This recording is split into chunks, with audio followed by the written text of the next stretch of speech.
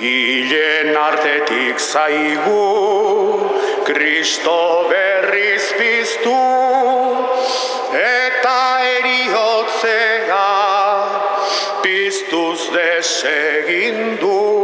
Alleluia, alleluia. Bai harrigarrizuk eginak, lurrean kantuz daude denak. Bai harrigarrizuk eginak, lurrean kantuz daude denak. Hilen artetik zaigu, Kristo berriz piztu, eta eriotzea piztuz desegindu. Alleluia, alleluia. Etxaiek ere agur zuri, hain zara jauna goragarri. Etxaiek ere agur zuri, hain zara jauna goragarri. Hilen artetik zaigu, Kristo berriz piztu, eta eriotzea piztuz desegindu. Alleluia, alleluia.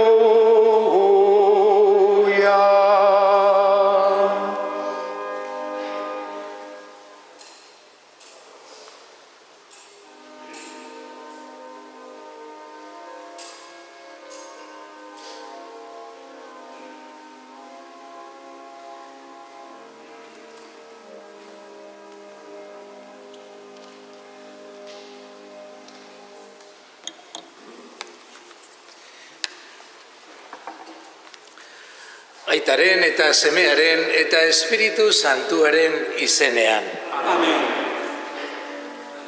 Jesukristo gure jaunaren grazia eta jainko aitaren maitasuna eta Espiritu Santuaren batasuna izan bedi zuekin.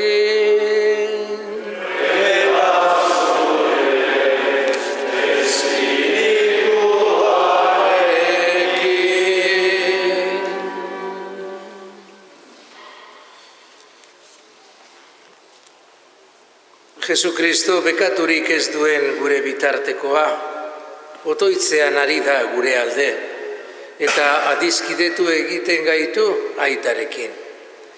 Ireki dezagun bada geure espiritua damurako, jaunaren maira hurbiltzeko gai izan gaitezen. Jesus jauna bihotz urratuak salbatzera bidalia, Kyrie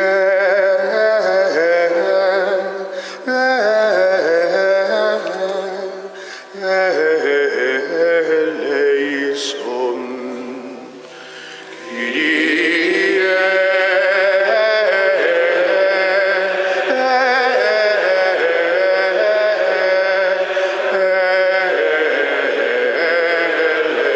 eleison.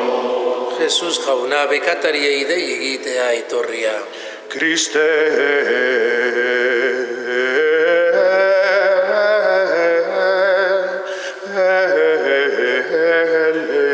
eleison.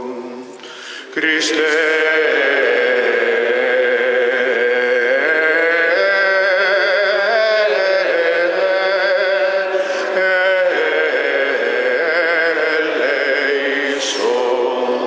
Jesus jauna gure alde otoitz egiteko aitaren eskuin aldean zaituguna.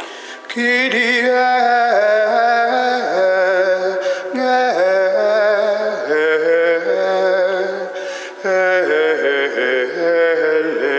eleison. Kyrie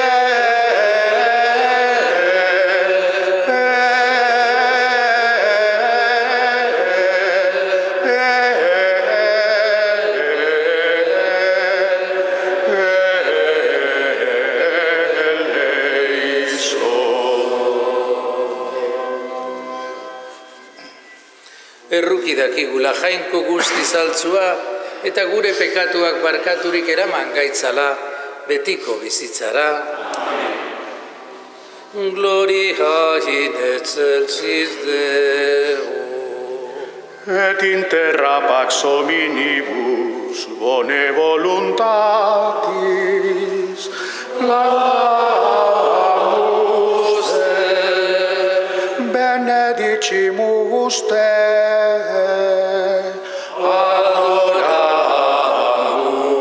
te, glorificamus te, gratias agimus tibi, propter magnam gloriam tuam, Domine Deus Re celestis, Deus Pater omnipotens, Domine Filii unigenite, Iesu Christe, Domine Deus Agnus Dei, Filius Patris, qui tollis peccata mundi, miserere nobis, qui tollis peccata mundi, suscipe deprecationem nostram, qui sedes adesteram Patris, miserere nobis, quoniam tu solus sanctus, tu solus Dominus, tu solus altissimus, Iesu Christe, cum Sancto Spiritu, in gloria Dei Patris. Amen.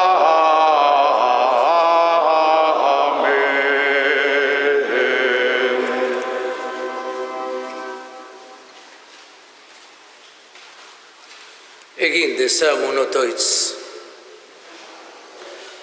Oi jainko, beti ereko apaiz nagusi egin duzu zeure seme bakarra. Egizu Kristok zure misterioen zerbitzari eta emaile aukeratu dituenek, leial bete dezatela hartu duten zerbitzu hori. Zure seme Jesu Kristo gure jaunaren bitartez, zurekin eta Espiritu Santuarekin batean, jainko eta errege bizi baita, gizaldi eta gizaldietan. Amen.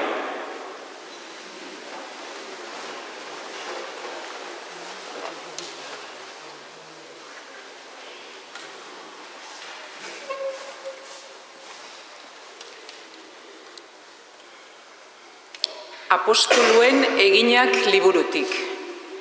Egun haietan apostoluek eta Judeako senideek jakin zuten gentilek ere jainkoaren hitza onartu zutela. Pedro Jerusalenera itzuli zenean, erdainkuntzaren aldeko senidek aurpegi eman zioten esanez.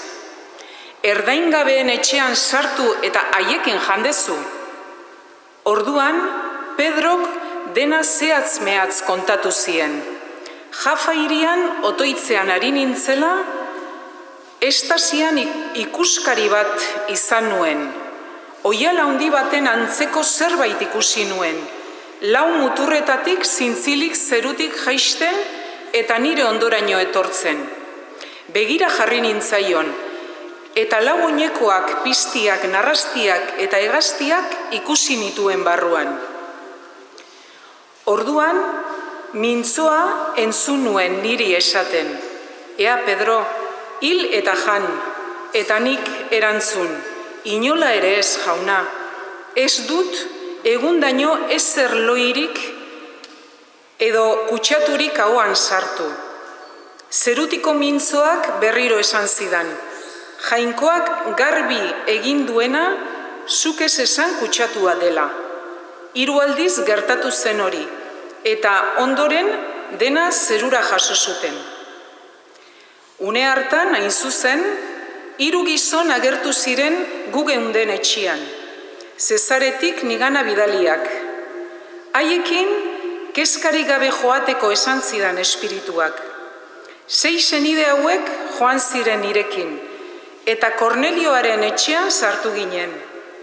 Hark kontatu zigun aingeru bat agertu zitzaiola etxean, eta esan ziola, bidal ezazu norbait Jafara, Simonen, Pedro, ere deituaren bila, hark esango dizunaren bidez salbatuko zarete, eta zure etxeko guztiak.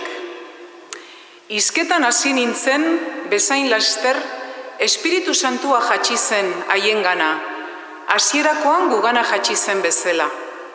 Orduan, jaunak esandako ura etorri zitzaidan gogora.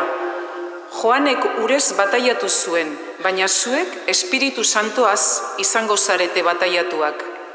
Beraz, Jainkoak guri Jesukristo jaunagan sinisteagatik eman zigun duai bera eman badie haiei ere, nik nor nintzen ni Jainkoari aurka egiteko?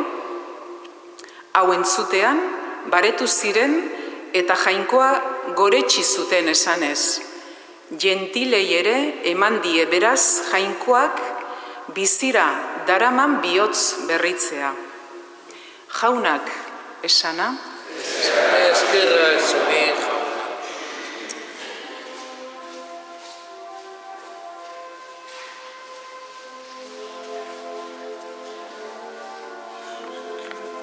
Jauna dut hartzain, ez naiz ezeren beharrean. Jauna dut hartzain, ez naiz ezeren beharrean. Larre gurietan etzan arazten nau, urbazter lasaira eramaten, eta indarrak dizkit berritzen. Bide segurutik narama, bere izenari ore eginez.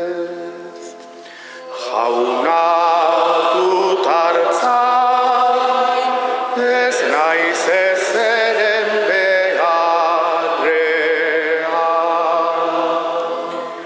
maia atontzen didazu, etxaien begiristan, olioz gantzutzen didazu burua, gainezka dute dontzian.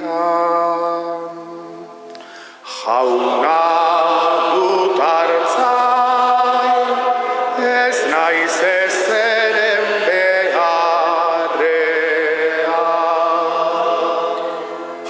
zoriona eta maitasuna ditut lagun, bizitzako egun guztietan, eta jaunaren etxean biziko naiz, amaigabeko egunetan. Jauna dut hartzain, ez naiz ezeren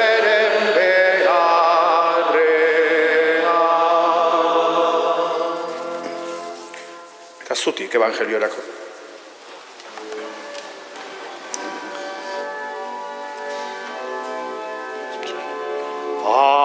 Alleluia, alleluia, alleluia,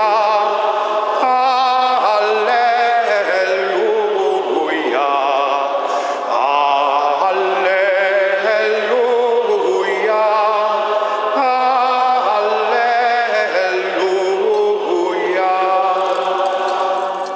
ni naiz hartzaiona, dio jauna.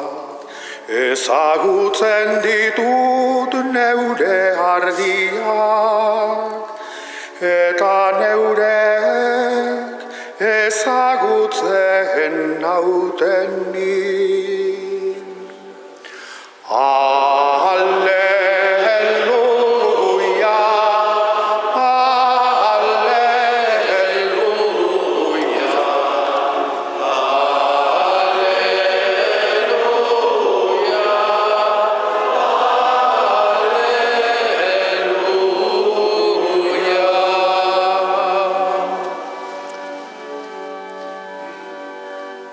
Jauna zuekin,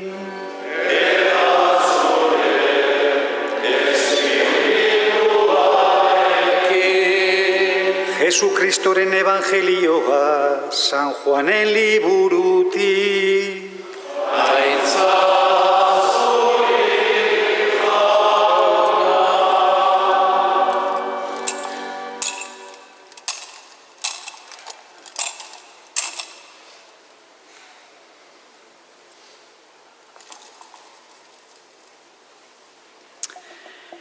En aquel tiempo dijo Jesús: en verdad os digo, el que no entra por la puerta en el aprisco de las ovejas, sino que salta por otra parte, ese es ladrón y bandido.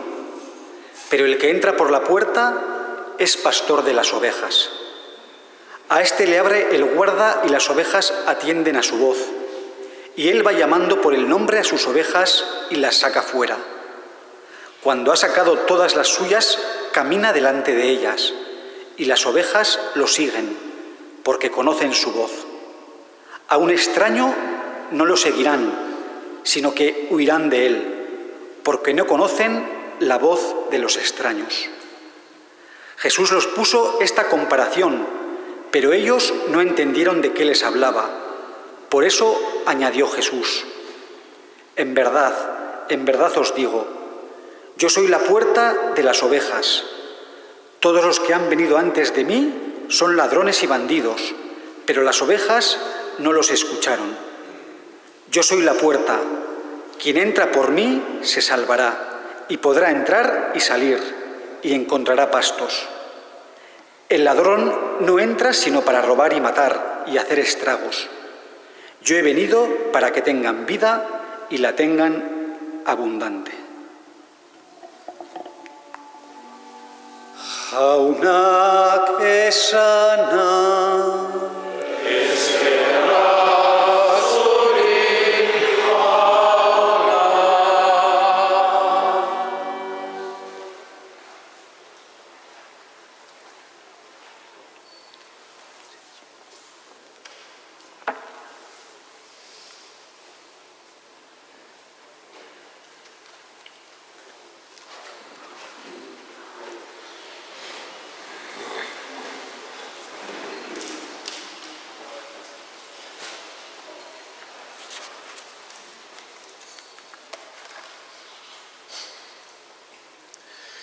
Apaiz maiteok,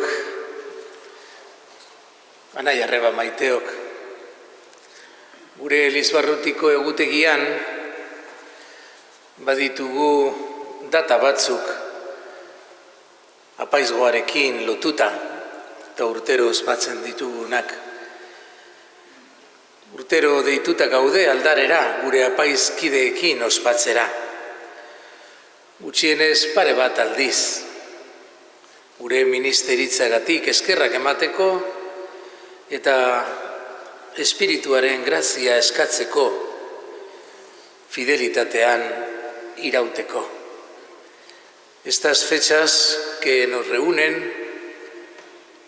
son la misa crismal, en la que renovamos antes de la Semana Santa o en plena Semana Santa nuestras promesas sacerdotales junto con el pueblo de Dios que nos suele acompañar, y también esta fecha en la que celebramos, pues, con este motivo fraterno y entrañable, los aniversarios de quienes cumplen fechas redondas en su ministerio. 25 urte, 50 urte, edo 60 urte. Este año también yo mismo celebro mis bodas de plata. Eta gure apaizgoaren jai polita da. Benetan lotuta sentitzen gara gure anai apaizekin. Eta horregatik ospatzen dugu eguna, bai mezan eta bai mahaian. Así arropamos también a nuestros hermanos, nos arropamos entre nosotros, compañeros de camino y ministerio, dando gracias a Dios y celebrando la vida con la alegría que es propia de momentos como este. Jainkoaren borondatea egiteko, egun batean martxan jarri genuen. Un día hicimos propia y nuestra la llamada, con una respuesta generosa y valiente. Por eso hoy la gratitud es nuestro canto. Cantamos la alegría por el camino recorrido tras aquel sincero sí a Dios que nos llamaba y a la Iglesia que nos enviaba porque nos necesitaba. Y seguimos en el camino. Unos, quizá todavía, si Dios quiere, tendremos todavía un largo camino por recorrer. Esperemos que así sea. Otros, pues se van acercando a una etapa más definitiva en la vida, en la que hay que ir dejando que el ministerio se concentre más, quizá en la gratuidad de la oración y de ese servicio más escondido en Dios. Este es el buen pastor, el que ora mucho por su pueblo. Gaur eskerrak emateko eguna da. Eskerrak eman behar dizkiogu jaunari apaiz guzti hauen bizitzengatik. Guztiontzat opari bat dira. Son un regalo y un testimonio sobre todo de fidelidad. A buen seguro, en la vida de todos nosotros, que hoy celebramos estas fechas redondas, no han faltado días de luz y claridad, pero también días de ardiente oscuridad. A momentos felices no les falta el contrapunto de momentos de zozobra y quizá dificultad. Gaurko jaiak atzera begiratzera gonbidatzen gaitu. Miramos hacia atrás no para regodearnos en la melancolía de los años pasados, sino para recordar mejor dónde comenzó todo y por dónde hemos caminado con aciertos, con errores, con aprendizajes, para ver cómo y dónde nos situamos hoy y en este momento. Saber hacer este ejercicio o examen y actualizar nuestra vocación al momento presente es también señal de sabiduría, de esa sabiduría creyente que mira la historia de su propia condición y la ve abrazada por la gracia de Dios, que siempre es quien va por delante y que acompaña a la Iglesia. Otros años también me ha gustado repetir esa frase de Juan Pablo II cuando comenzaba el milenio, que nos invitaba con voz fuerte: gogoratu iragana eskerronez, bizi oraina ilusioz, pasioz beteta, eta begiratu etorkizunari itxaropenez. Miremos pues al pasado con gratitud, vivamos el presente con pasión y abrámonos al futuro con esperanza. Ondo da gogoratzea, ministroak garela, zerbitzariak beti. Somos dispensadores de un misterio que nos desborda y nos sobrecoge siempre.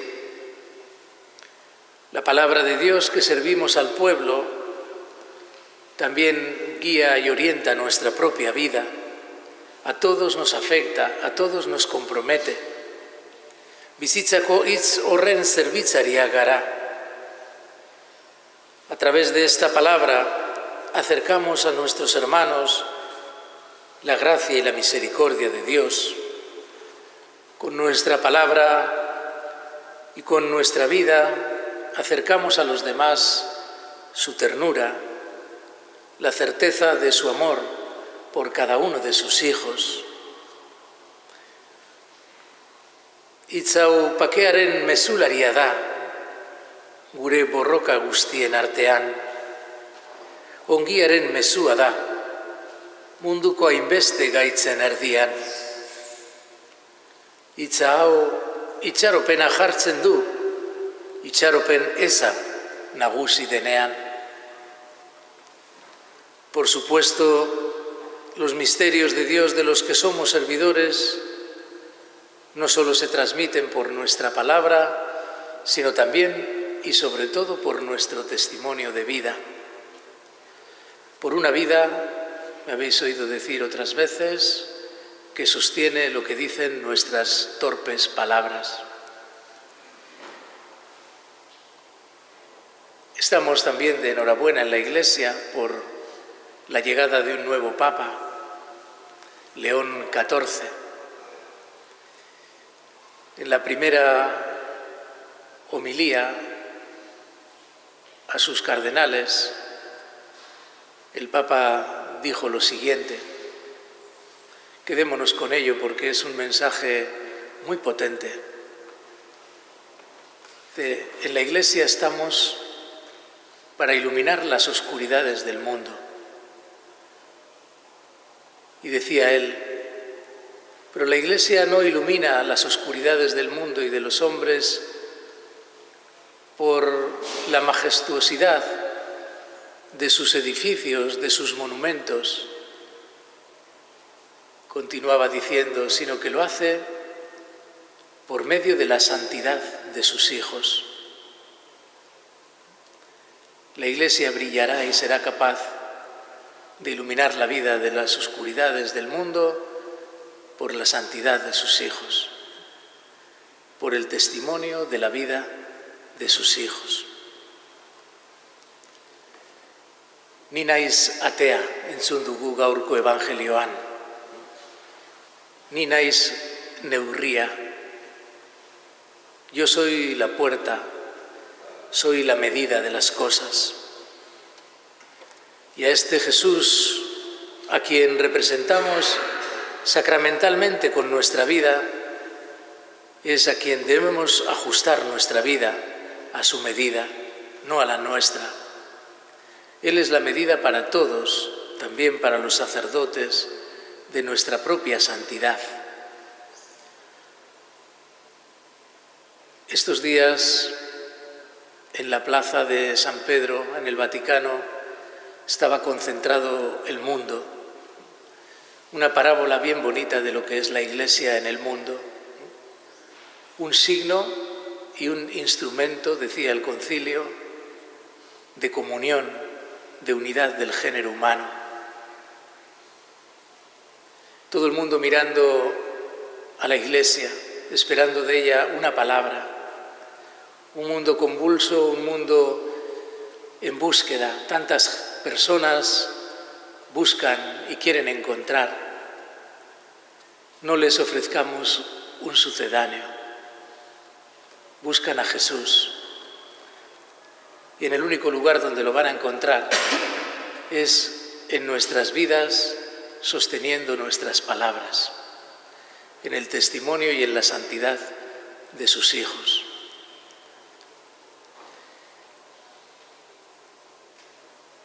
Que nuestra vida, aun deficiente, pecadora, aun en claroscuro, quiera ser siempre un reflejo de la de Él. Y así nosotros participamos de este ministerio al haber sido llamados por Él, sabiéndonos pecadores, pero sabiendo que la medida no es la nuestra, sino que somos instrumentos de su gracia, de esta gracia que nuestras pobres manos y nuestros pobres labios reparten a los hermanos que el Señor y la Iglesia nos han confiado. Beti gaude, beraz, besteon zerbitzura. Eta beste baten zerbitzari gara. Gu ez gara importanteenak asuntu honetan. Que nuestra vida no opaque la luz y la gracia del Señor, sino que seamos instrumentos, cauce para que esta luz del Señor sea la que disipe las oscuridades en la vida de tantos. Somos enviados, ministros del Buen Pastor, y nos sentimos unidos en Iglesia a nuestro pastor local, en mi figura pobre, seguramente ambigua muchas veces, y también a Pedro, a nuestro pastor universal. Cum Petro et sub Petro, con Pedro y bajo la guía de Pedro, que preside todas las iglesias en la caridad. Eta ezahaztu Pedro gaur León Amalaugarrena du izena. Pedro hoy se llama León, y como decían las gentes después del concilio, aquel concilio en que se discutía sobre la humanidad y la divinidad de Jesús, después del concilio de Calcedonia, que el primer León fue quien puso claridad en el asunto, las gentes decían: Pedro ha hablado por boca de León. Tantas veces nos hablará Pedro por boca de León. Seamos dóciles, amémoslo con piedad filial, pongamos sobre él nuestras esperanzas como Iglesia, pero acompañémosle siempre con el cariño, con la estima y la oración. No cabe de ninguna manera que ningún hijo de la Iglesia, bien sea un cardenal, un obispo, un sacerdote, ni ningún laico, que sea contrario al Papa.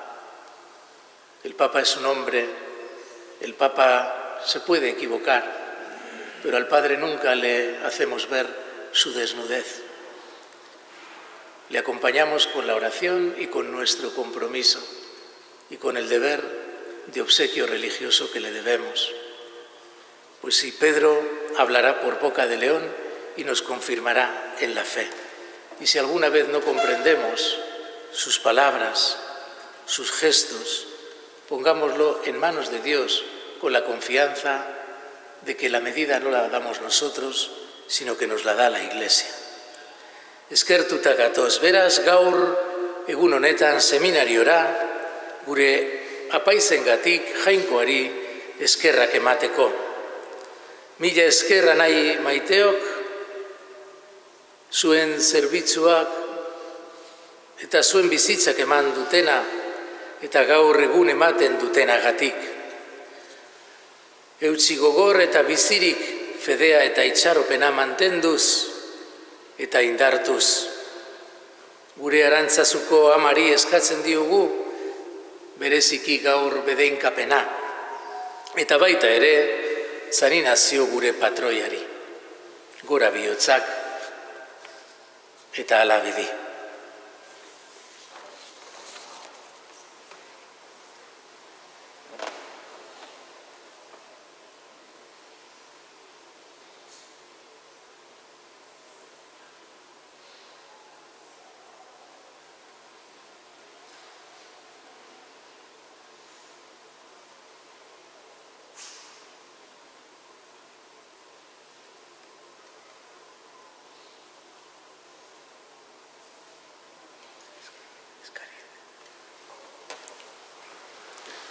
eta zutik jarrita gure eskariak eskaintzen dizkiogu jaunari. Bere hartzai onaren garaipena ospatzen ari den Eliz elkarteak, entzunaraz diezaiela herri guztiei salbatzaileren deia. Eska diezaiogun jaunari, Entzun jauna, gure eskaria. Jainkoaren hitza entzun ez dutenek edota entzunik ere onartu ez dutenek, izan dezatela beren bihotza jainkoaren deiari irekitzeko egokiera. eska diezaiogun jaunari, Entzun jauna, gure eskaria. Beren bizitzako ahalmen eta urte onak evangelioaren eta elkartearen zerbitzurako ematen ari diren gure gotzainaren eta apaiz hauen alde. Har dezatela hartzai onagandik betiko saria. eska diezaiogun jaunari, Entzun jauna, gure eskaria. Izan daitezela geroan ere, jainkoaren hitzaren testigantza ahoz eta jardueraz egingo duten bokaziodunak. eska diezaiogun jaunari, Entzun jauna, gure eskaria.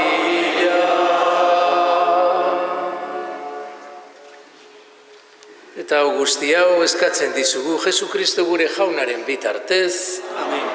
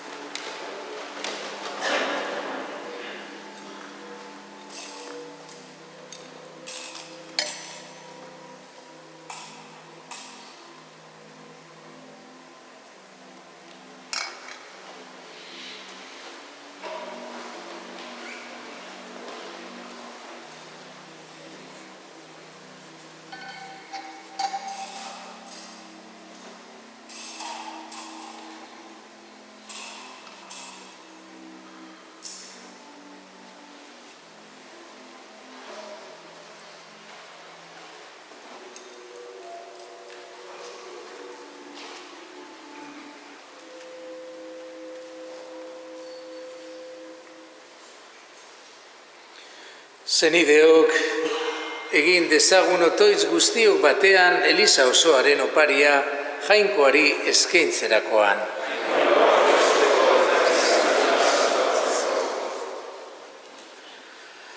Hoi jainko, zure apaizek aldarea eta zure herria zerbitza dezaten nahi izan duzu. Egizu arren opari honi esker, zure gogoko izan dadila hauen zerbitzua, eta eman dezala Elizan beti iraungo duen fruitua. Jesukristo gure jaunaren bitartez. Jauna zuekin.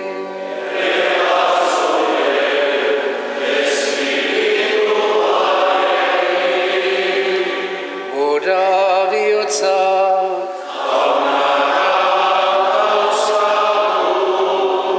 Eskerra jangoiko gure jaunari.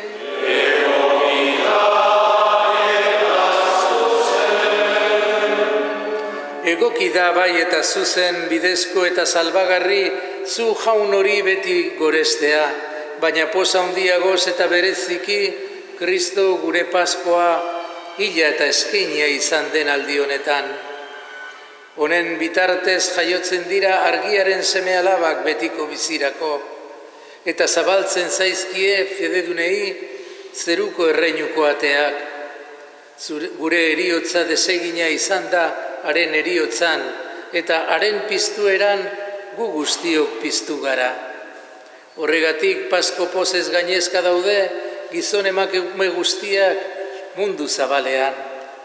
Zeruko indar eta ingeru guztiek ere horregatik dute beti zure aintzaren gorespena kantatzen.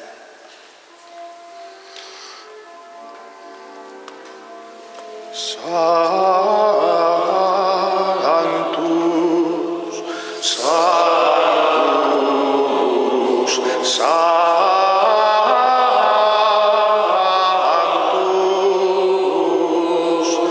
Dominus Deus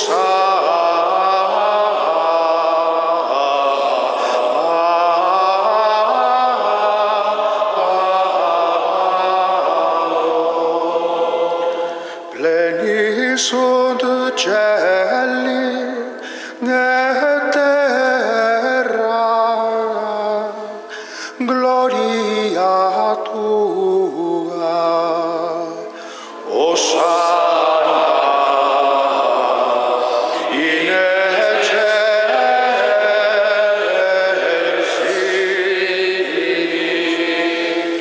benedictus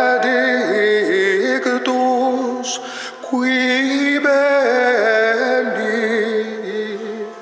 in nomine Domini, Hosanna in excelsis.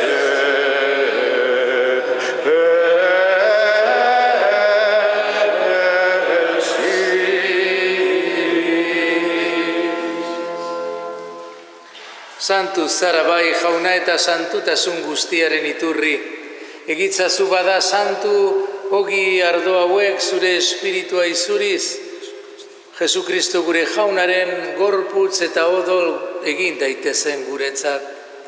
Berak saldu zutenean eta bere gogoz gurutzera zijoala, ogi hartu eta eskerrak emanez zatitu zuen eta bere ikaslei eman zien esanez.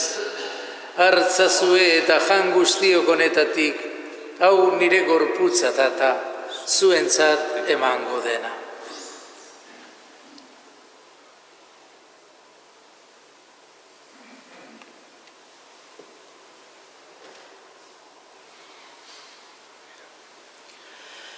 Afalondoan berdin kaliza harturik, berriz ere eskerrak emanez bere ikaslei eman zien esanez. Hartzazue eta edan guztiok honetatik, hau nire odolaren kaliza data. Itun berri eta betikoaren odola, zuentzat eta askorentzat bekatuak markatzeko izuriko dana. Egizue hau nire oroitgarri.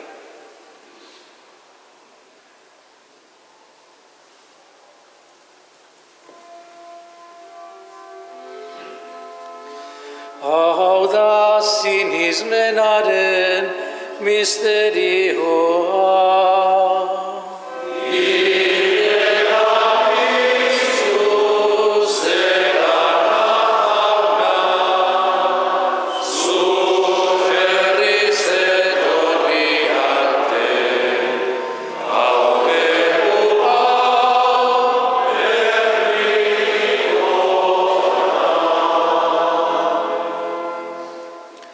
Horregatik, jauna, zure semearen eriotza eta piztuera gogoratuz, biziaren ogia eta salbamenaren kaliza eskaintzen dizkizugu, zuri eskerrak emanez, aldarean zure zerbitzari onartu gaituzulako.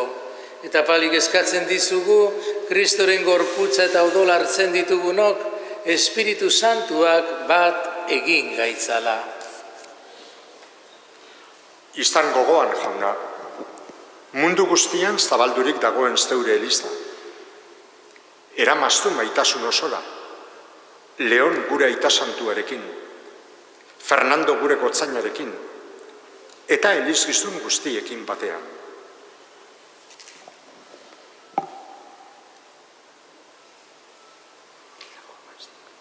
Era berean izan gogoan, jauna, pizteko itxaropenean joan diren gure senideak eta hildako guztiak ere. Gaur bereziki gogoratu nahi ditugu, hil zaizkigun Elizbarrutiko gure apaiz anaia guztiak. Harritzatzu zeure aurpegiaren argitan. Errukizak izkigu arren gu guztiok betiko bizia iritsi dezagun. Jainkoaren Ama Maria Virginia doatsuarekin, haren senar Jose Santuarekin, apostolu santuekin eta gizaldi guztietan zure adiskide izan diren santuekin. Haiekin batean goretz zaitzagun, Jesu Kristo zure semearen bitartez. Honen bitartez, honekin eta honengan, zuri aita jangoiko algustidun horri, Espiritu Santuarekin batean, ospeta aintza guztia, gizaldi eta gizaldi guztietan.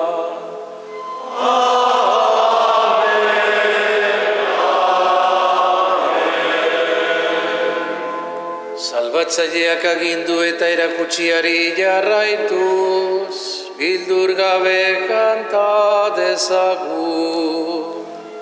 Gure aita, zerueta, zarana, santu izan bedi zure izena, etor bedi zure reinua.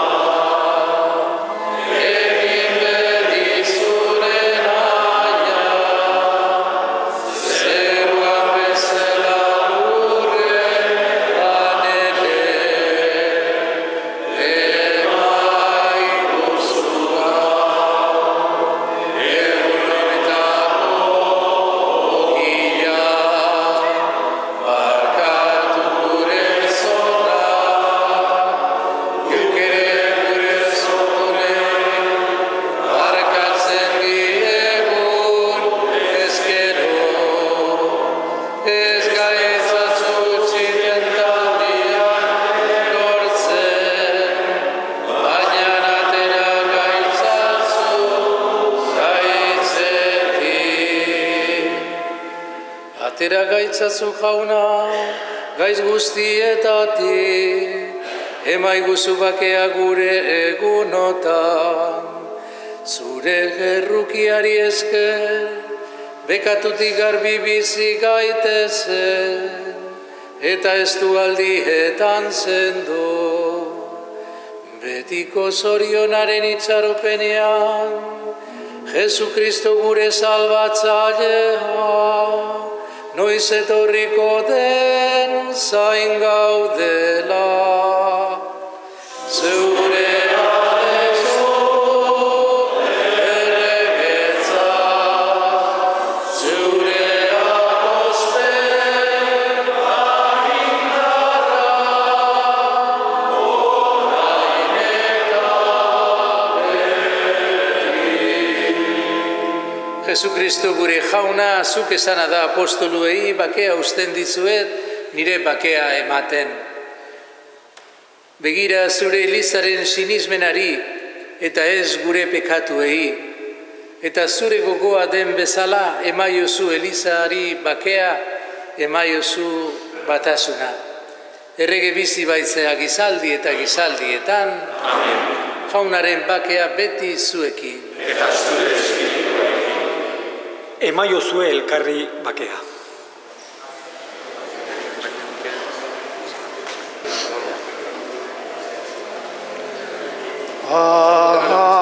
Agnus Dei, qui tollis peccata mundi, miserere nobis. Agnus Dei, qui tollis peccata miserere nobis.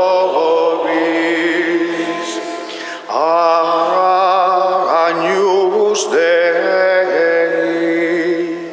qui tollis peccata mundi, dona nobis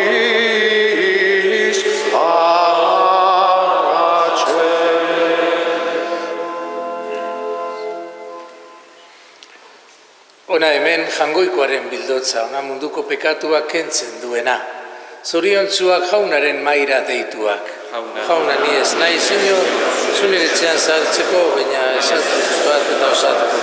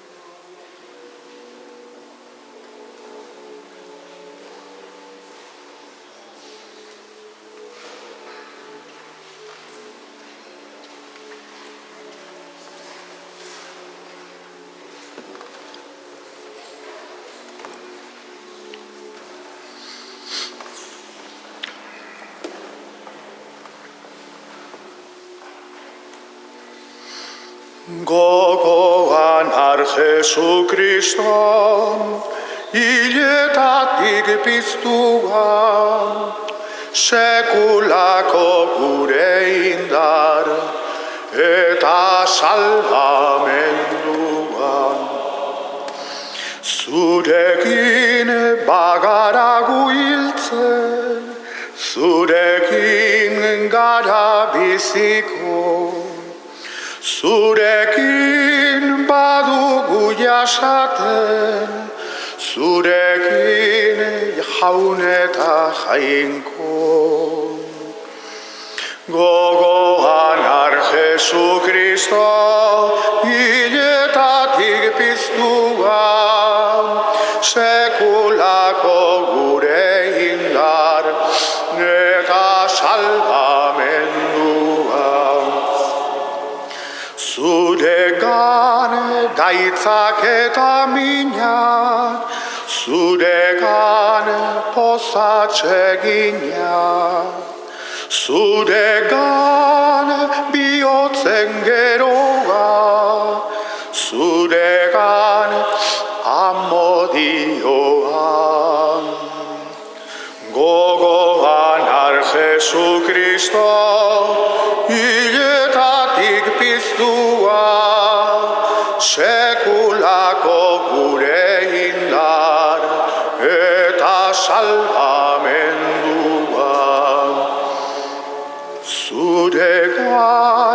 grazien betea, zuregan gure bakea, zuregan ospea zerua, zuregan salvamendua.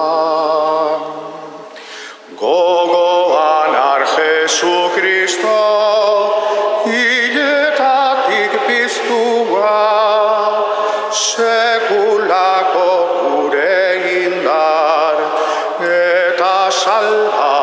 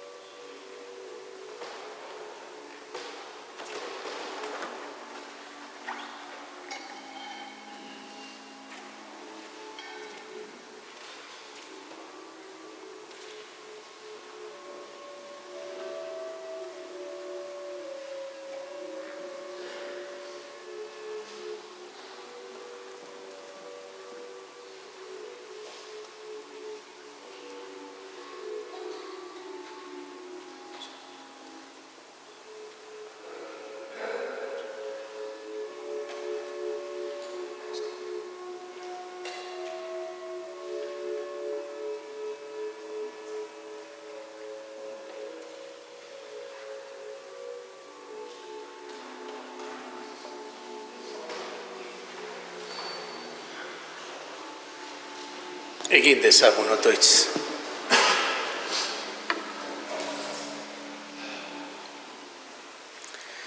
Eskaini eta hartu dugun opari santuak, bizi berri ditzala jauna, zure apaizak eta fededun guztiak. Maitasunean etengabe zurekin bat eginik, zu jaun handi hori egoki zerbitza zaitzaten.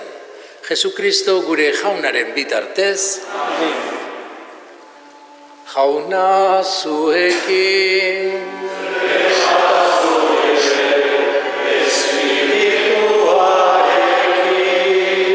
Edenka zaitzatela jainku guzti zaltzuak, aitak eta semeak eta Espiritu Santuak. Zoazte jaunaren pakean.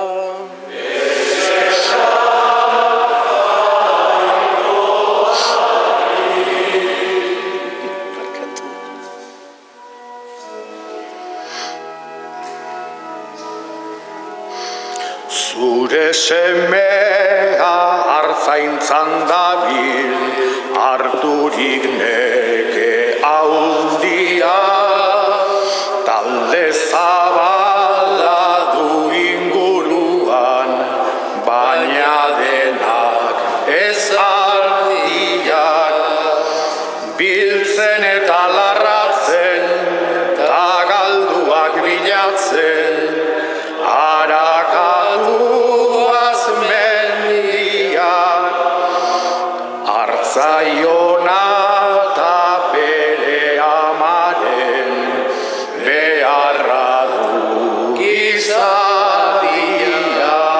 Hirugarrena. Hartzaionaren eginkizunek gaur kristauon gandiraute, mundu osoko gizaki denak ezagutu zaindu maite.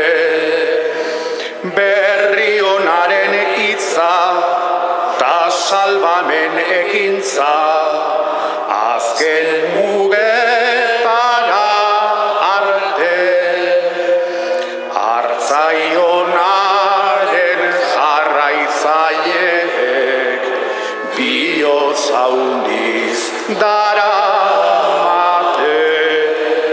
bosgarrena, eskertzen dugu deitu gaituen artzainaren irrintzia, elkartearen altzoan dugu abaroleku eztia, biziaren ogiaz, zorion edariaz, luzatzen zaigu ontzia, langa zabaltzen diguna amaren, laguntzaz dugu guztia. Agur Maria hartzaionaren ama eta laguntzaile, Agur Maria hartaldearen ama tabaro emaile, gu bideko larrian, zu berriz aberrian, koroaturikan zaude, onaldietan, arriskuetan, zaitzagula gure alde, onaldietan, arriskuetan, zaitzagula